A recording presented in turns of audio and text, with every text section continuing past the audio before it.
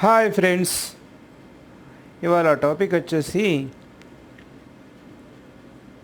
ఎట్లుంటారంటే సమాజంలో కొంత మనుషులు మనతోనే ఉంటారు, మనతోనే మంచిగా ఉంటారు, మనతోనే తింటారు, మనతోనే తిరుగుతారు, అన్నీ చేస్తారు. మనం కొద్దిగా అటు ఇటు జరగగానే మన వెనుక ముచ్చట పెడతారు. ఏమని తెలుసా?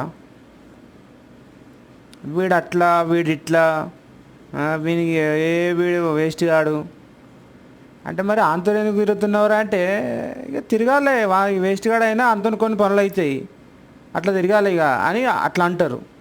అట్లా తిడతారు, అట్లా మనతోనే తిరుగుతారు. వాళ్ళ అవసరానికి మనల్ని వాడుకుంటారు. వాళ్ళ అవసరం తీరినాక మనల్ని ఎట్లా బ్లేమ్ చేయాలంటే, ఇక వాడికి మన మీద నెగిటివ్ చెప్పాలంటే వాని తర్వాతనే ఇక. అసొంటి నా కొడుకులు ఉంటారు పక్క పొంటి, వాళ్ళని గమనించండి. అది ఎవరైనా, ఆడైనా మగైనా. అసొంటి నా ముండ కొడుకులు కానీ పక్కన పెట్టుకోకూరి, దగ్గరికి రానియకూరి. అర్థమైందా? అటువంటి గలీజ్ నా కొడుకులు దోస్తు కావాలని దోస్తు రూపంలో ఉంటారు వాళ్ళు. వాడు ఫ్రెండ్ కాదు, వాడు మన శత్రువు. పక్కల బల్లెం అంటారు చూసినావా? పక్కల బల్లెం పెట్టుకొని పండుడు అంటారు చూసినావా?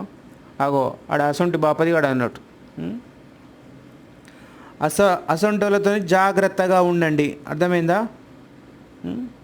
ఇక లేదా వాళ్ళు కరెక్ట్ సిచ్యువేషన్లో మనల్ని ఏం చేయాలంటే చేస్తారు. అర్థమైందా?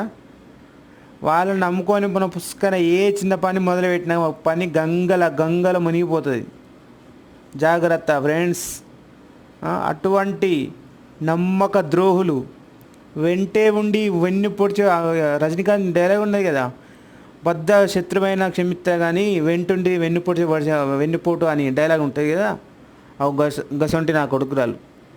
వాళ్ళతోని జాగ్రత్తగా ఉండండి. ఓకే, తస్మాత్ జాగ్రత్త మిత్రులారా. మీకే వింటే వినండి, లేకపోతే నేను చేసేది ఏం లేదు. ఓకే.